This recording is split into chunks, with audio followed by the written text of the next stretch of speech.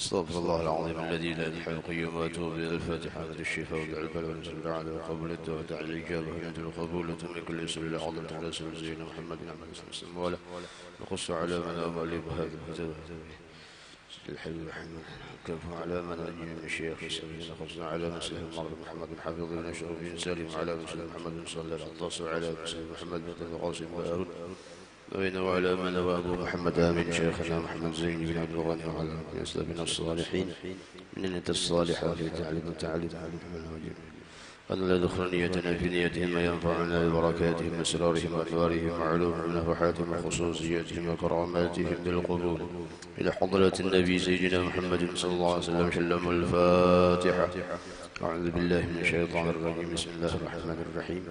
الحمد لله رب العالمين الرحمن الرحيم مالك يوم الدين إياك نعبد وإياك نستعين اهدنا الصراط المستقيم صراط الذين أنعمت عليهم غير المغضوب عليهم ولا الضالين آمين يا رب العالمين. أعوذ بالله من الشيطان الرجيم. بسم الله الرحمن الرحيم. الحمد لله رب العالمين. اللهم صل وسلم على سيدنا محمد صلاة تخرجنا بها من ظلمات الوهم وتكرمنا بنور الفهم وتوضح لنا ما أشكال حتى يفهم إنك أنت تعلم ولا نعلم إنك أنت علام الغيوب. اللهم صل وسلم وبارك على سيدنا محمد وآله النور المذهب للنسيان بنوره في كل لمحة نفس عدد ما وسعه علم الله. اللهم افتح لنا أبواب العلم وزينا بالأخلاق الحسنة والحلم. اللهم نور قلوبنا بنور هدايتك كما نورت السماوات والأرض أبدا برحمتك يا أرحم الراحمين. رب اشرح لي صدري ويسر لي أمري واحلل عقدة من لساني يفقهوا قولي. يا فتاح يا رزاق يا عالم الغيب والشهادة وافتح علينا فتوح العارفين واجعلنا من العلماء العاملين.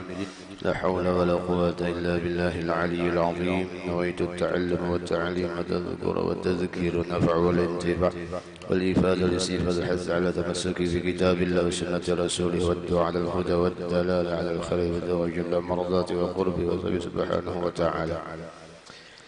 قال المؤلف رحمه الله تعالى ونفعنا به وبعلومه في الدارين آمين. لا قال غسل غاسل الميت. Di antara sunnah-sunnah mandi, di antara mandi yang disunnahkan adalah al-ightisal masnunah, di antara mandi-mandi yang disunnahkan. Sebelum kita memasuki pembahasan tentang mandi yang disunnahkan, kembali tentu tidak ada salahnya kita memperbaharui niat i'tikaf di dalam masjid ini dengan niat nawaitu an a'takifa fi hadzal masjid muddah iqamati lillahi ta'ala. Al-ightisal masnunah, mandi yang disunnahkan semalam. Pada pertemuan yang terdahulu di antara mandi yang disunnahkan jalsidin, mandi yang paling afdal itu sunnah, yaitu mandi sunnah pada hari Jumat. Baik itu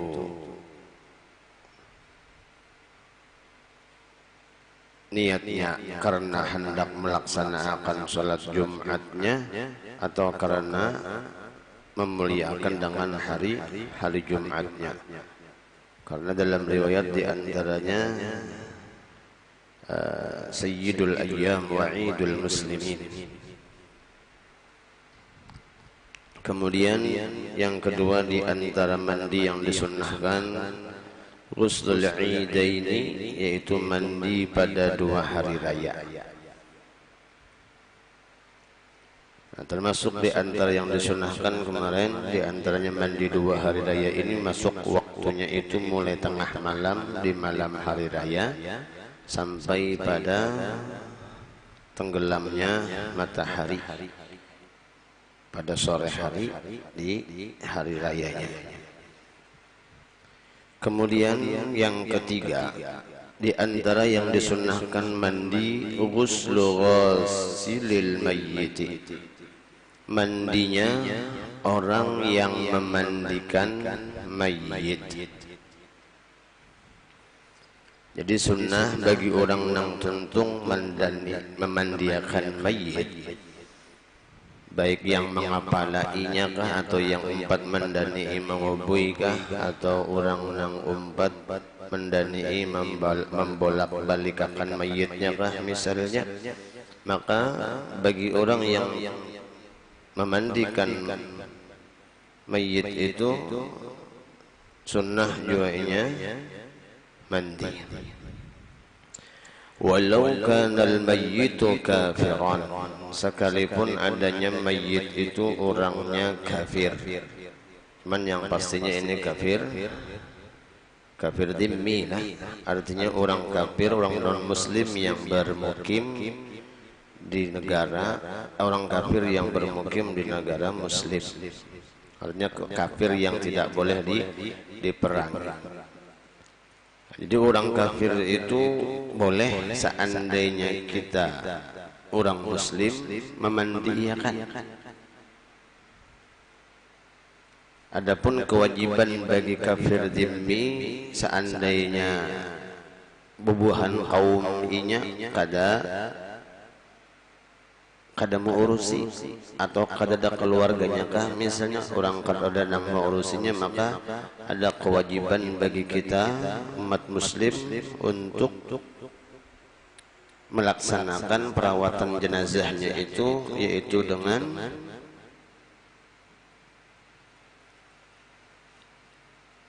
mengapani dan menguburkan. Jadi boleh dikapani kemudian dikuburkan. Adapun memandikan ini menurut mazhab Imam Syafi'i boleh, artinya hendak kita mandi iakan boleh, kada dimandi pun kada jadi masalah. Nah itulah indahnya Islam, telah diantaranya sampai kepada orang kafir sekalipun apabila diantara kaumnya orang kafir tadi kada ada yang mengurusinya, maka ada kewajiban bagi kita umat muslim untuk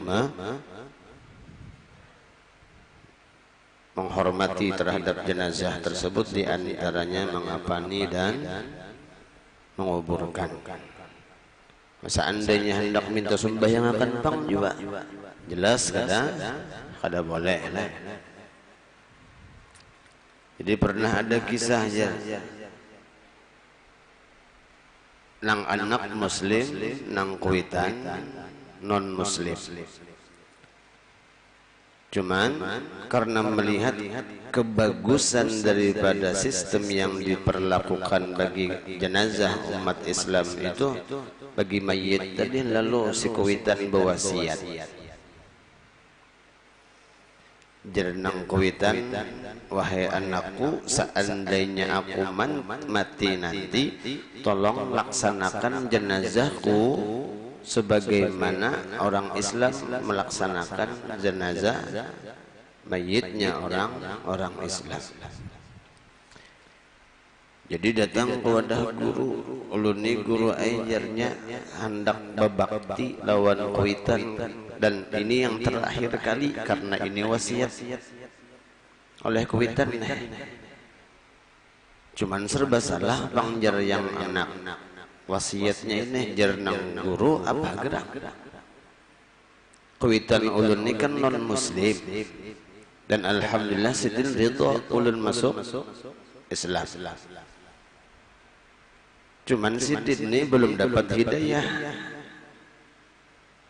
dan yang anehnya padahal ketujuh lawan Islam cuman belum dapat hidayah. Cuman yang anehnya ini wasiat sidin hendak minta pelaksanaan jenazah sidin ini sebagaimana pelaksanaan jenazahnya umat Islam. Jadi ujar nang guru kayak itulah, ayo sebagai tanda bakti nih lawan kuitan kan. Jadi karena memandi hukumnya boleh ya menurut mazhab Syafi'iyah. Kalau menurut mazhab yang lain ada di antaranya, kalau kada salah menurut mazhab Imam Ahmad bin Hanbal itu haram, artinya kada boleh memandikan jenazah non muslim. Menurut mazhab Syafi'iyah boleh telah. Jadi dimandi jenazahnya, mbah itu dikafani. Mbah itu kita kuburakan jar guru nih. Ujar si anak tadi sebuting lagi guru ai belum. Ngapa? Menyembah yang akan belum. Maka haram hukumnya menyolatkan jenazah yang non muslim ini. Lalu nang kayak apa? Untungnya ngaran guru ini pintar lah. Jadi bang, diandak jenazah itu di belakang. Si niat sembahyang sunat dan apa gaib. Niat sembahyang gaib, mayat sekalinya masih ada kendala juga dengan anak-anaknya. Kenapa tuan guru jadi abah ulun diandak di belakang?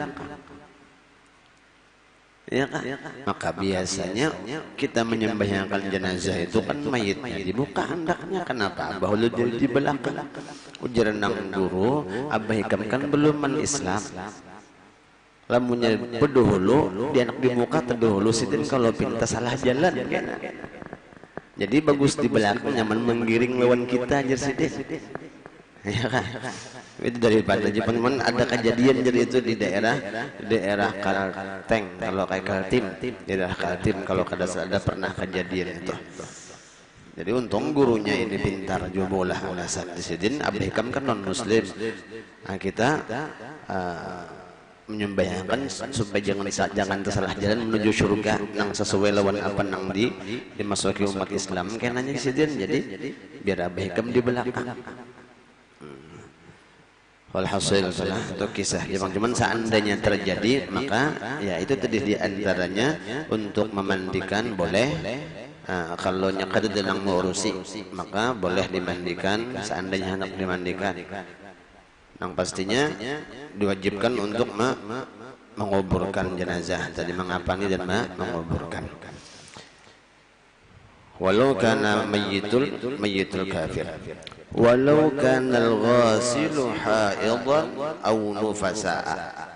Sekalipun adanya yang memandikan mayit tadi itu orangnya bini-bini haid dalam keadaan haid atau dalam keadaan nifas. Nah, berarti bagi bini-bini yang memandikan mayit bini-bini sekalipun dalam keadaan haid maka boleh. Kalau misalnya beralasan pemandian binian yang dimandi misalnya bibinian bah itu mangio pemandian bibinian jarsidin aku lagi haid jadi kada kawampat memandi jenazah. Nah itu dalam hukum fikih bagi bini-bini yang haid sekalipun boleh memandikan jenazah ya, sekalipun yang afdal jelas bagi bini-bini yang suci artinya dalam keadaan tidak hal keadaan haid. Cuman seandainya bini-bini itu haid yang memandikan jenazah jadi maka tetap disunnahkan mandi itulah atau bagi bini-bini yang nifas. Kenapa gerang jadi disunnahkan mandi?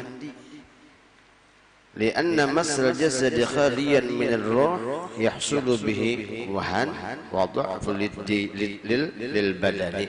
Karena jadi antaranya orang nang memandikan orang nang terancak bersentuhan secara langsung dengan orang nang kadar rohnya itu bisa menimbulkan lamah awak ya kan?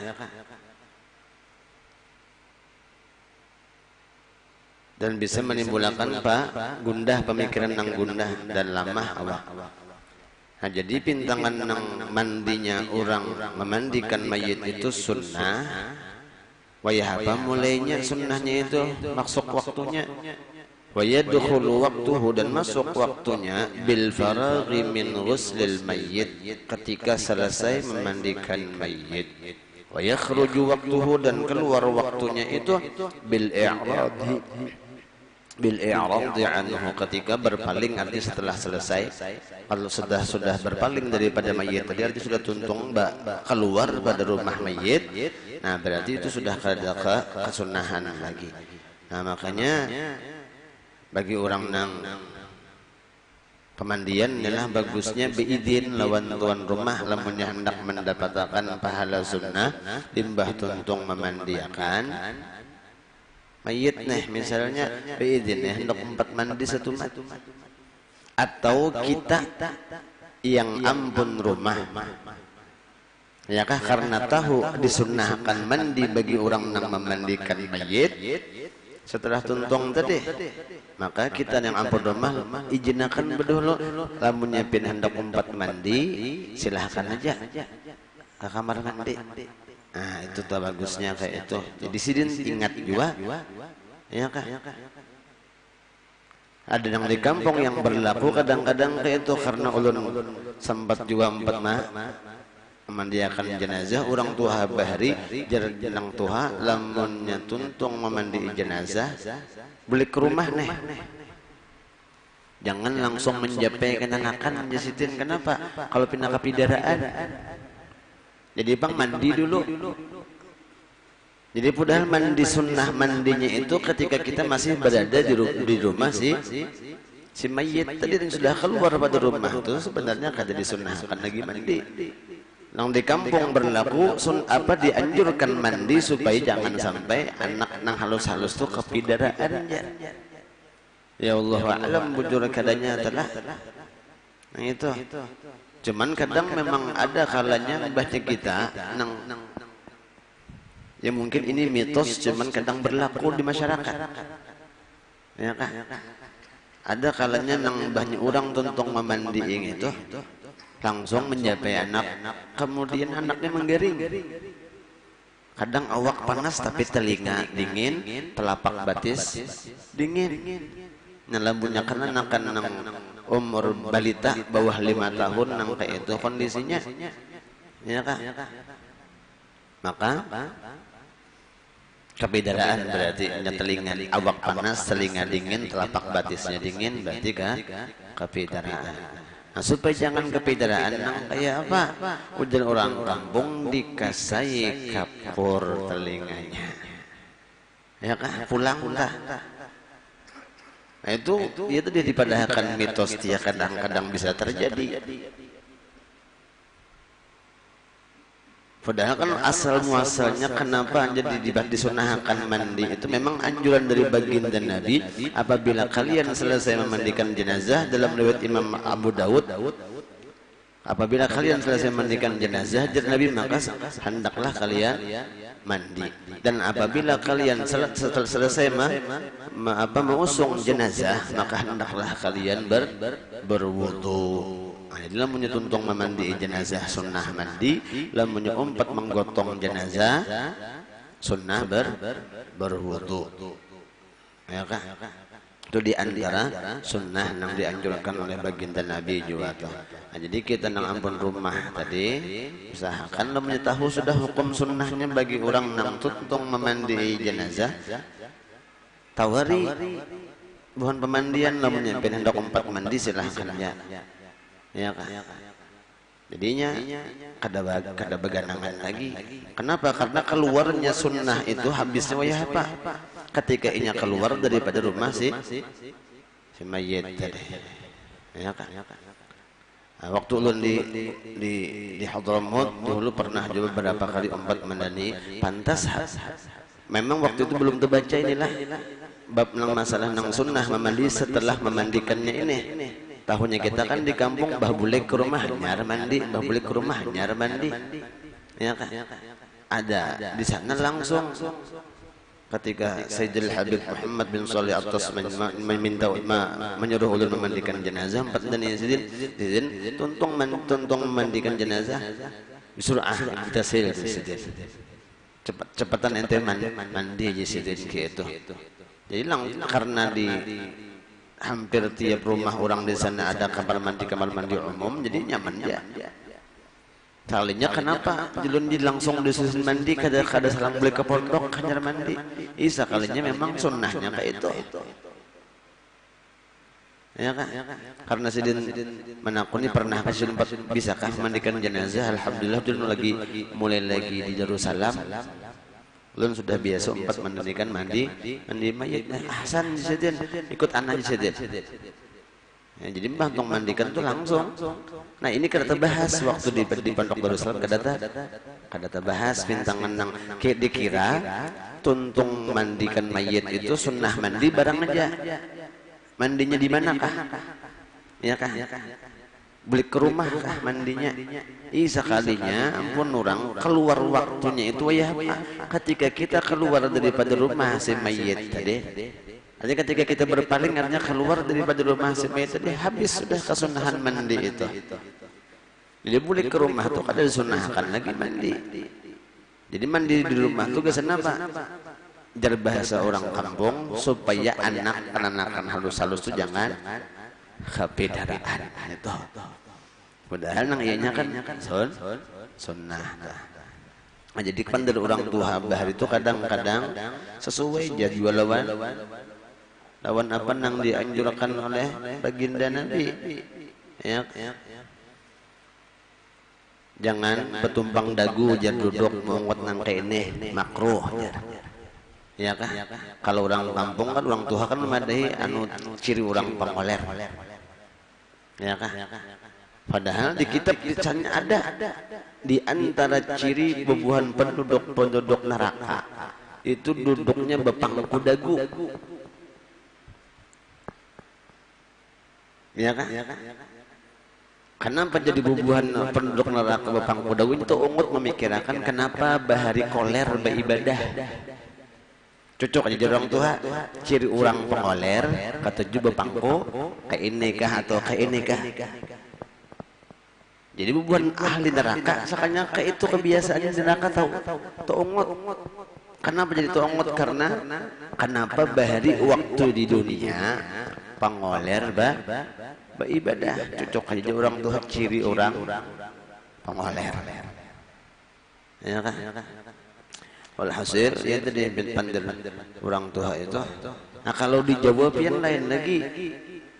Kalau dijawab itu menambah orang nang kapidaraan misalnya karena orang nang ma'anu mayit tadi, maka sabun bekas pemandian mayit tadi diminta dipakayakan gasan kan anak nang kena kapidaraan tadi. Ada kita di sini kan pakai kapur di telinga atau dipidarai pakai kapur lawan janar.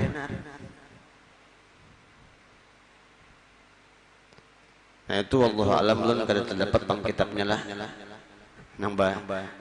Cumannya subhanallah limbah dikasih kapur lawan janar ampe model kayak orang membuang kalimpenan gitu. Alhasil teruslah kemudian lagi di antara sunnah-sunnah mandi disunahkan mandi itu ghuslul istisqa mandi sunnah ketika ingin melaksanakan sholat istisqa artinya sholat minta hujan. Nah jadi sunnah juga adalah sebelum kita melaksanakan sholat istisqa itu mandi dulu. Kayak hendak mandi jalannya banyaknya kadada. Orang tujuan melaksanakan sholat itu kan karena hendak minta hujan. Ini namanya ada banyunya, namanya kadada. Kada kawa juga berarti. Tapi kita di Martapura alhamdulillah masih ada jadi gasi. Jadi namanya hendak mendapatkan sunnah sebelum mandi sebelum sholat istisqa. Kayak irigasian dulu mandian. Nyandak juga tak. Wa yadkhulu waqtuhu maka masuk waktunya mandi sunnah istisqa itu idza kana munfaridan apabila adanya ia sendirian inda iradatus shalah ketika hendak melaksanakan salat. Wa idza kanatus salatu jamaah apabila adanya salatnya itu berjamaah inda ijtima'in nas ketika sudah mulai berkumpulnya manusia. Ya kan? Lamunnya kita hendak, lamunnya kan sembahyang istisqa ini kadang mutlak harus berjamaah. Boleh serongan. Misalnya karena merasa akan pinlawas pada asing hujanan misalnya, lalu berinisiatif sorong. Kalau hendak berjamaah kan berarti menghadang imam atau pemimpin, atau cakanya kita di sini misalnya bupati kah nama menganjurkan untuk sholat istisqa, atau pembakal kah misalnya camat kah. Nah kalau nyabi ini sip sorong, ketika kita hendak melaksanakan sholat istisqa maka sunnah mandi. Alamun nyerah dan berjamaah, lawan orang banyak misalnya anak sakampungan, maka ketika sudah mulai berkumpul jamaah, jadi kita sunnah mandi dulu. Wa yakhruju waqtuhu, dan keluar waktunya itu bi fi'lis shalah, ketika sudah melaksanakan salat berarti habis sudah waktu sunnah mandi istisqa tadi. Kemudian lagi di antara sunnah mandi ghuslu khusufil qamari wa khusufis syamsi, mandi ketika gerhana bulan dan ketika gerhana matahari. Nah, jadi sunnah juga mandi ketika gerhana, baik gerhana bulan atau gerhana matahari. Kayak beberapa hari yang lalu kan ada gerhana, cuman karena harinya hujan lalu kada tapi kelihatan gerhananya. Nah, itu sunnah kita mandi juga. Wa yadkhulu waqtuhuma, dan masuk waktu keduanya mandi sunnah gerhana tadi bibtida'i taghayyuri, mulai adanya perubahan cahaya matahari atau cahaya bulan. Sudah mulai ada perubahan, jakanya ujar pemberitahuan misalnya akan terjadi gerhana jam 8.15, mulai pergeseran gerhananya. Nah berarti mulai jam 8.15 tadi disunnahkan mandi sebelum melaksanakan sholat. Kenapa? Karena wa yakhruju waqtuhuma, dan habis waktu keduanya itu mandi sunnah gerhana jadi bi fi'lis shalah, dengan melaksanakan sholat sunnah gerhana. Nah, jadi apabila gerhana, baik itu gerhana matahari kah atau gerhana bulan kah, maka sunnah mandi, dan sunnah juga pulang sembahyang. Ya kan? Ada kita kan pinanya telah rame itu menyadar terjadi gerhana, padanya hendak melihat lawan gerhananya. Ada baginda Nabi sidin karena khawatir kalau timbul ada azab dari Allah Subhanahu wa taala lalu melaksanakan salat. Nah, kita pun dianjurkan seperti itu juga. Kalau di daerah Hadramaut itu hampir tiap masjid mengadakan, kalau sudah ada pengumuman bakal terjadi gerhana, di hampir tiap masjid mengadakan salat gerhana. Nah, kalau di sini kan kayaknya wallah alam mungkin nafsi kah yang pernah terjadi, yang ulun dapati waktu beisukan pernah ada diadakan di Masjid Agung Al-Karamah dahulu nang berjamaah beberapa tahun yang lalu telah.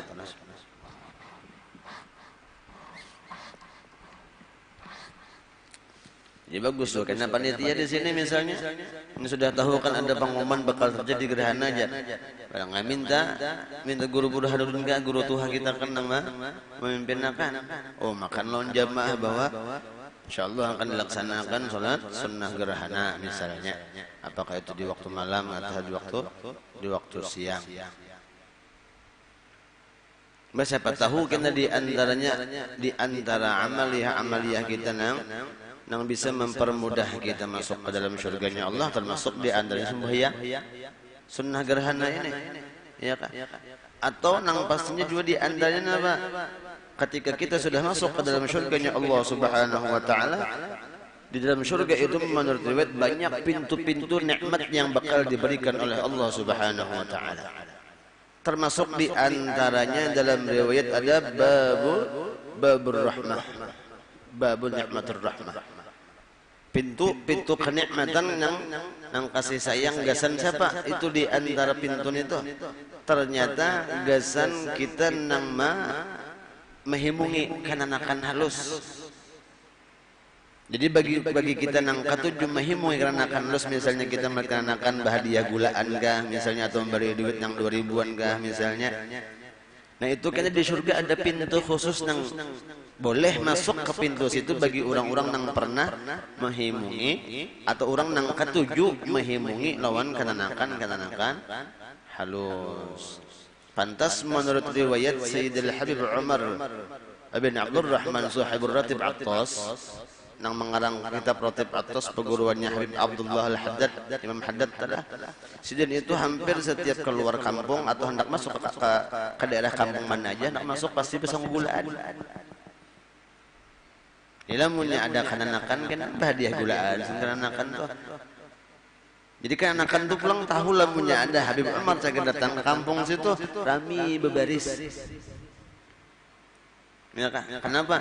Karena Habib Umar saya datang berbagi gulaan. Ya, bagus juga kita telah kenapa? Karena ada di surga. Di antaranya pintu nang khusus boleh dimasuki gasan orang-orang nang ketujuh mehimungi lawan kananak halus. Nah siapa tahu ada juga pintu nang spesial kenikmatan bagi orang-orang nang biasa melaksanakan ibadah sunnah gerhana ini. Nang lain kau masuk karena kita kada rugi lo. Ya kan?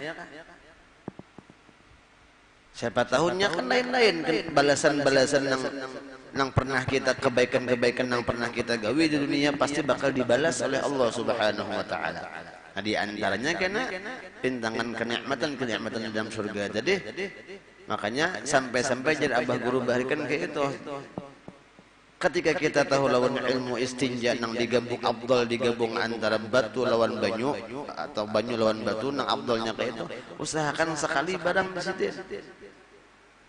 Ketika kita tahu di antara sunnah-sunnah baginda Nabi nang sampai lawan kita, usahakan sekali barang seumur hidup. Sekalipun karena ujar baginda Nabi di antara keutamaan orang yang menuntut ilmu, man talaba baban min ilmi, barang siapa yang menuntut satu bab daripada ilmu, begitu satu bab yang dituntutnya tadi diamalkannya kah kadakah, amila bih aw lam yu'mal bih, diamalkan oleh orang tersebut atau tidak, itu gawiannya dan duduk menuntut satu bab ilmu tadi lebih afdal daripada sembahyang 1000 rakaat. Khairun min alfi rakaat min salatil sunnah. Atau kama qala Rasulullah sallallahu alaihi wasallam. Orang nang hadir duduk satu bab mengaji ilmu diamalkan gak kada ka ilmu tadi. Ya kah? Itu lebih afdal daripada sembahyang sunat 1000 rakaat. Lalu kayak apa bagi orang nang menuntut ilmu, tahu lawan ilmu tadi diamalkannya pula? Tentu jauh lebih lagi. Dalam riwayat yang lain barang siapa nang duduk menuntut satu ilmu dalam ilmu masalah urusan agama Allah, maka lebih afdal daripada memerdekakan 70 ikung budak. Yo. Jadi kita ini termasuk suatu keuntungan yang luar biasa ketika Allah Subhanahu wa taala memberikan kemudahan kepada kita. Yang pertama sembahyang subuh berjamaah. Jelas sudah hadisnya riwayat yang Sahih Bukhari Muslim menyatakan apa barang siapa nang sembahyang isya berjamaah sama lawan beribadah setengah malam, barang siapa nang sembahyang subuh berjamaah sama lawan beribadah semalaman suntuk, artinya full semalaman beribadah tambah pulang pengajian. Ya kan? Angkas pian duduk berandai aja gini niat i'tikaf itu sudah dapat pahala, tambah pengajian pulang. Barang siapa nang nuntut ilmu agama satu bab diamalkan, kata diamalkan itu pahalanya lebih afdal daripada sembahyang 1000 rakaat. Kita weh ini hendak sembahyang 1000 rakaat bilang berat. Iya kah? Kalau nang bahari banyak kayak Imam Ali Zainal Abidin tiap malamnya 1000 rakaat salatnya. Iya kak. Kayak kita ya angkas nang fardu gen kadang-kadang bisa aja tercicir. Iya Kak. Kaina. Sekalinya napa?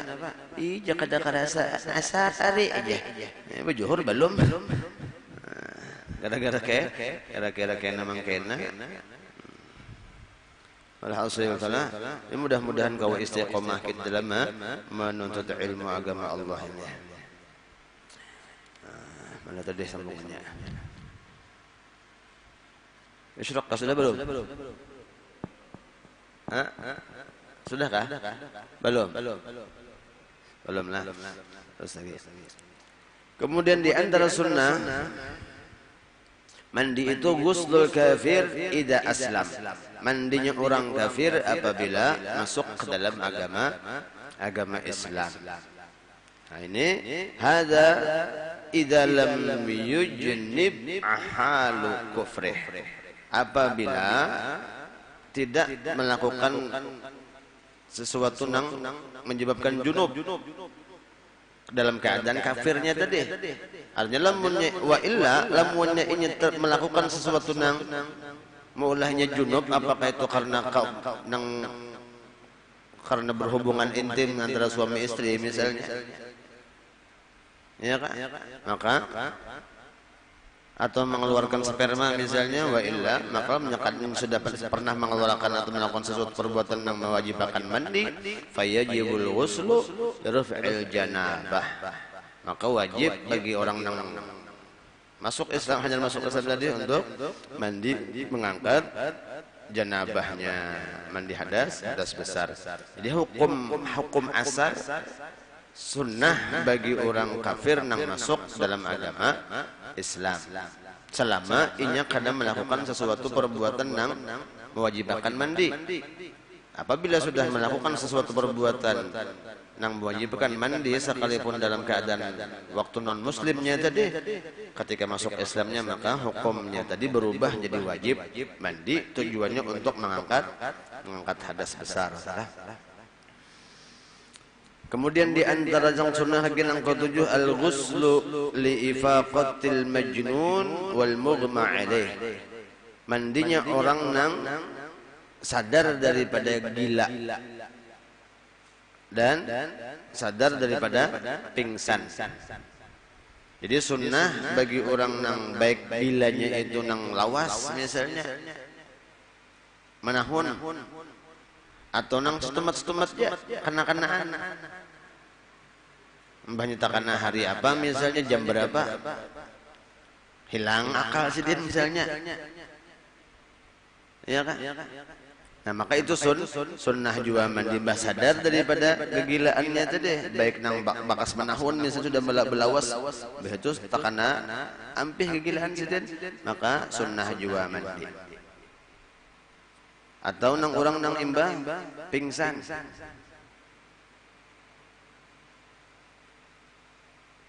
Liqaulil Imam Syafi'i, karena perkataan daripada Imam Syafi'i, qalla man junna illa wa anzal. Sedikit daripada orang yang kegilaan itu disidin melainkan apa? Melainkan mengeluarkan air mani. Artinya apa? Kebanyakan di antara orang yang bakas kegilaan itu bisa mengeluarkan sperma. Cuman karena ini lagi gila, ada tuntutan apa-apa. Ya Kak? Jadi lalu disunnahkan paling kada benar mandi dulu. Sekalipun setumat.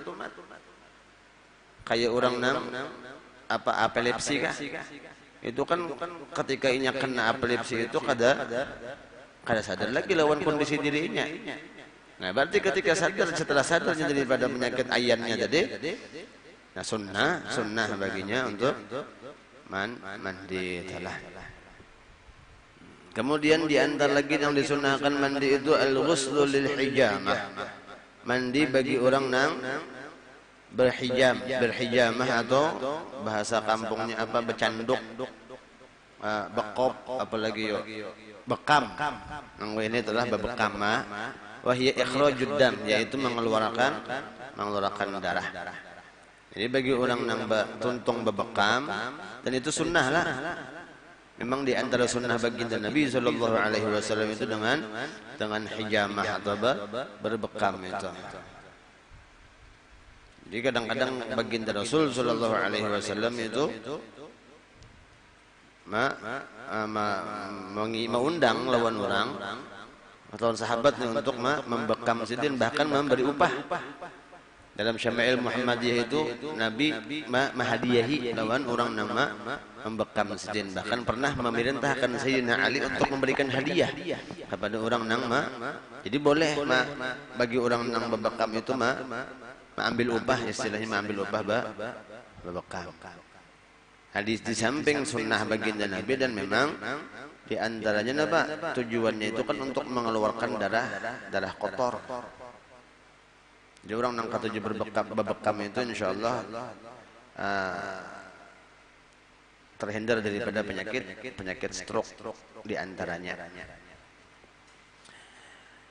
Jar telah memang pastinya kan menghilangkan darah kotor dulu. Nah, ini pun di antaranya karena salah satu di antara sunnah riwayat dalam Syama'il Muhammadiyah dari Nabi Shallallahu Alaihi Wasallam itu sewaktu-waktu pernah sedang berbekam, bahkan mahdiyahi, artinya memberikan hadiah kepada tukang bekam. Jadi karena sampai riwayatnya lawan kita, tentu kada ada salahnya kita pun sekali-sekali juga, ya kan? Mengumpati lawan sunnah Nabi. Atau misalnya bebuhan pianang sudah terbiasa berbekam, karena tahu di antara khasiat bekam itu termasuk di antara untuk menjaga kesehatan tadi, usahakan ketika hendak berbekam jangan kada ingat niat saja pun niat berbekam, karena sunnah yang pernah dilakukan oleh sebagaimana yang pernah dilakukan oleh baginda Nabi, atau niat tiba bi Rasulillah sallallahu alaihi wasallam, niat mengikut baginda Rasul sallallahu alaihi wasallam. Yang kesembilan, al-ghuslu lidukhulil masjid, mandi bagi orang yang masuk ke dalam masjid. Nah, ketika kita hendak masuk ke dalam masjid, maka sunnah juga mandi. Pantas dalam riwayat Sayyidil Habib Abdullah bin Husain bin Tahir yang mengarang kitab Sulamut Taufiq, yang mengarang syair Ya Arhamar Rahimin, Ya Arhamar Rahimin farij 'alal muslimin, yang mengarang syair doa ketika ziarah kubur kaum salihin, yang salamullah ya saddah minar rahman ya ghasyakum. Itu Habib Abdullah bin Husain bin Tahir, sidin itu setiap hendak melaksanakan sholat pasti mandi. Karena apa? Karena setiap waktunya sidin sembahyang itu pasti di masjid. Di antaranya sebagian ulama kita menganjurkan nangka itu, kenapa? Di antaranya karena memang sunnah ketika hendak masuk masjid tadi ta'zim. Kenapa? Karena kita ini kan sebagai tamunya Allah Subhanahu wa taala. Ya kan? Kita nih datang masuk ke masjid itu sebagai tetamunya Allah Subhanahu wa taala. Jadi ketika orang karena hendak bertamu lawan Allah Subhanahu wa taala, jangankan kita hendak bertamu Allah Ta'ala aja, hendak bertamu paman birin kira-kira tak, ya kan? Mandi dulu, berharum-harum dulu, pakai baju yang bagus, ya kan? Kenapa hendak bertamu paman? Apalagi hendak bertamu Allah Ta'ala, nah tentu lebih afdal. Apalagi makanya yang bagusnya tadi jangannya kawa kayak itu. Cuman kadang-kadang kan kita nih lamunnya salang mandi untuk sembahyang mandi, ujung-ujungan apa merasa kerepotan, atau paling kada benar apa sembahyangnya bisa tertunda waktunya. Nah, kalau orang-orang aslafun saleh nang bahari kayak Habib Abdullah bin Husain bin Tahir itu memang disiplin waktu sidin. Artinya 1 jam sebelum masuk waktu itu sudah siap untuk melakukan, untuk mempersiapkan diri menghadap Allah. Itu bahkan dalam riwayat saking perhatiannya dalam waktu itu indah terbuang, rahatan makan telah berdua bading lawan kakak sidin bergantian, seikong membacakan kitab, seikong makan. Tontong seikong makan, nang seikong membacakan kitab, nang seikong pulang makan. Sampai nang kaitunya tuh jaga waktunya. Walhasil apa? Ketika hendak masuk masjid, jadi sunnah mandi. Nah kita sekali-sekali juga karena lamunnya itu diniati. Ya kah? Diniati mandi, sajoko mandi sunnah hendak i'tikaf di masjid misalnya, atau hendak sembahyang berjamaah ke masjid. Kemudian yang ke-10 ghuslu kulli lailatin min layali Ramadan. Mandi setiap malam di malam bulan Ramadan. Nah, jadi setiap malam disunnahkan mandi pada bulan Ramadan. Wa yadkhulu minal maghrib, dan masuk waktunya itu mulai maghrib. Jadi maghrib masuk waktu sunnah mandi di bulan Ramadan. Likai yanshatta lil qiyam, tujuannya apa? Tujuannya untuk supaya kita itu semangat dalam melaksanakan ibadah di waktu malam bulan Ramadan tersebut. Nah, waktu di bulan Ramadan kan ada pembahasan di antaranya makruh mandi. Pastinya yang mana mandi makruh itu ketika di siang hari dengan tujuan untuk mendingini atau menyegerakan awak. Ya kan? Batal mandi puasa apabila mandinya sambil minum. Yang bagusnya mandi bulan Ramadan itu apabila yang bagusnya mulai imbah maghrib misalnya. Tuntong berbuka iftar, limbah iftar, sembahyang maghrib, tuntong berwirid sakat seperlunya, hanya mandi. Ya kan? Nah, makanya kalau untuk bulan Ramadan itu biasanya daerah Hadramaut itu ditunda sedikit sholat isyanya. Jangannya kita kan ba'dal maghrib sejam kurang lebihnya atau sejam setengah. Isya. Nah itu kalau bulan Ramadan bisa sampai 2 jam atau 2 jam setengah penundaan waktunya itu untuk sholat isyanya dan sholat tarawihnya. Tujuannya apa? Supaya jamaah ini ada kesempatan untuk melaksanakan sunnah-sunnah tambahan. Wiridan yang biasa kadata tinggal, ya kan? Wiridan yang biasa kadata tinggal tambahan di antaranya kan mandi. Mulai maghrib tadi sebelum sembahyang Isya dan sembahyang tarawih. Bahkan ada di antaranya yang jam 12 malam hanya sembahyang Isya sampai lawan tarawihnya. Kenapa? Sebab karena di antaranya ada yang mengambil keutamaan supaya kita kawa guring dulu. Jadi Isya'nya lawan sembahyang tarawihnya termasuk di antara salat malam. Karena tahajud lah bahasanya. Kenapa? Karena sembahyang tahajud itu kan ta'arifnya, pengertiannya sembahyang malam yang dilakukan setelah bangun dari tidur di waktu malam tadi. Salat sunnah yang dilakukan setelah bangun daripada tidur di waktu malam yaitu salat sunnah, itu salat tahajud ngarannya. Lamun orang nang hendak sembahyang, makanya dua dah kita ini kan sembahyangnya kadang-kadang Ramadan itu apa? Sembahyang hajat, sembahyang tasbih. Kada dipadahkan sembahyang tahajud. Kenapa? Karena bisa aja orang di bulan Ramadan itu semalaman kada berguringan. Jadi kada termasuk tahajud itu ngarannya. Nangaran tahajud itu amnya kita teguring biar setumat. Nah, lantalah. Isyraq dah berarti lah. Berbunyi dah jamnya. Ya kah? Isyraq juga dah. Jadi napa tadi sunnah mandi setiap malam bulan Ramadan.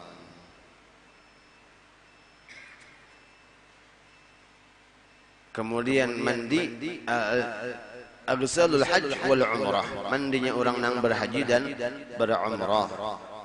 Nah itu pembahasannya jelas pasti dibahas ketika penataran haji itulah.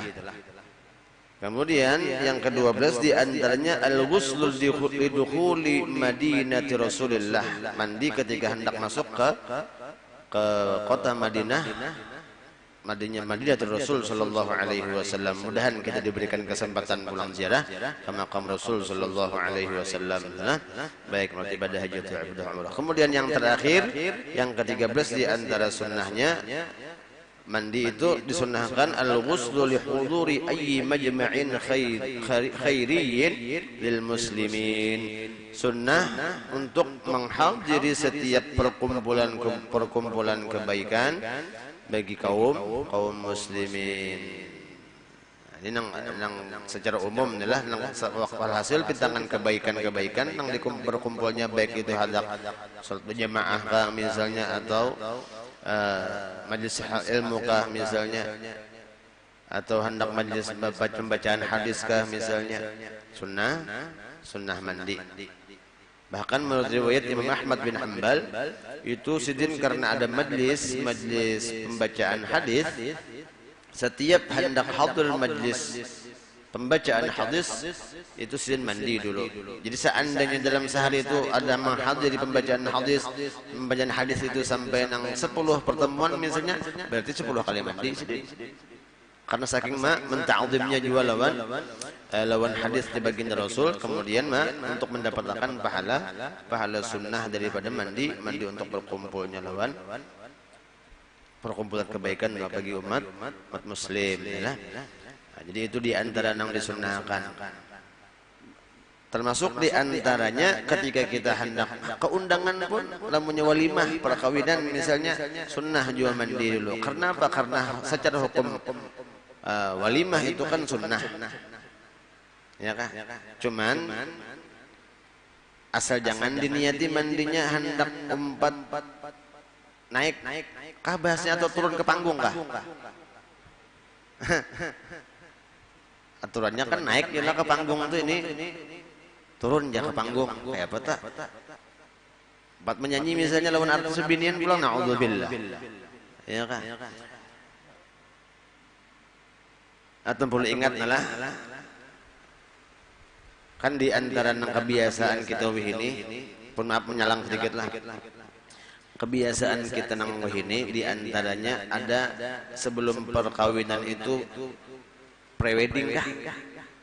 Nah itu kan kadang-kadang tukang foto ini aturakan nang sekira kelihatan mesra antara pasangan laki-laki dengan pasangan bini-bini. Yang jadi masalah kadang-kadang apa? Belum lagi ada akad halal, akad nang menghalalkan hubungan antara anak laki-laki nang bini-bini tadi, sudah sistem fotonya nang kadang-kadang di luar daripada yang diajarkan dalam agama Islam. Jadi seandainya kita anak-anak kita nang pastinya lamunnya, ya kah, lamunnya hendak juga nang pakai wedding tadi misalnya, usahakan nang sesuai lawan syariat, ya kah? Karena itu pun jadi penilaian bagi orang nang mungkin ada di antaranya hendak tahu nang kayak apa perhatian kuitan terhadap anak, lamunnya sebelum akad nikah sudah ada kebebasan dan bahkan ditampaikan di tengah umum, kan diandak dipajang Pak.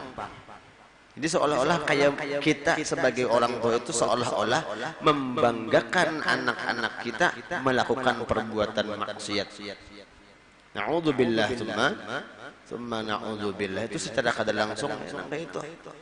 Jadi tempul ingat tadi, mudah-mudahan seandainya ada di antara kita atau keluarga kita yang hendak melakukan perkawinan misalnya, hendak pakai foto-foto nang kayak itu, usahakan jangan sampai yang terlalu berlebihan.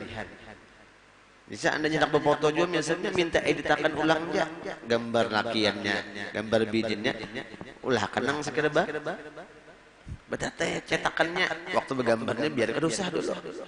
Ya kan? Allah Ta'ala a'lam, ampun maaf, belum minta halal minta redha. Mudah-mudahan dengan berkat kita hadir di majlis ilmunya Rasulullah, segala dosa dan kesalahan kita, dosa dan kesalahan kedua orang tua kita, guru-guru kita, jiran tetangga kita dan seluruh kaum muslimin diampuni oleh Allah Subhanahu wa Ta'ala zahir batin seumur hidup. Dan mudah-mudahan dengan berkat kita hadir di majlis segala hajat-hajat kita, hajat kedua orang tua kita, hajat guru-guru kita yang pernah berjasa dan perjalanan kita pun dikabulkan oleh Allah Subhanahu wa Ta'ala, baik hajat-hajat dunia ataupun hajat-hajat akhirat. Dan mudah-mudahan kita diberikan kemudahan oleh Allah untuk bisa berziarah ke makam Rasulullah, baik amal ibadah haji atau ibadah umrah. Dan mudah-mudahan kita sekeluargaan, keseberatan khususnya seluruh kaum muslimin selalu diberikan iman yang sempurna, mati yang bawa iman, dapat mengucap kalimat la ilaha illallah di akhir hayat, masuk syurga bighairi hisab, berkumpul bersama dengan baginda Rasulullah dalam syurga.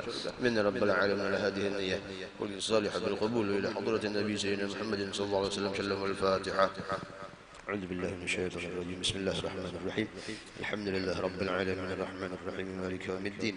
إياك نعبد وإياك نستعين اهدنا الصراط المستقيم صراط الذين أنعمت عليهم غير المغضوب عليهم ولا الضالين.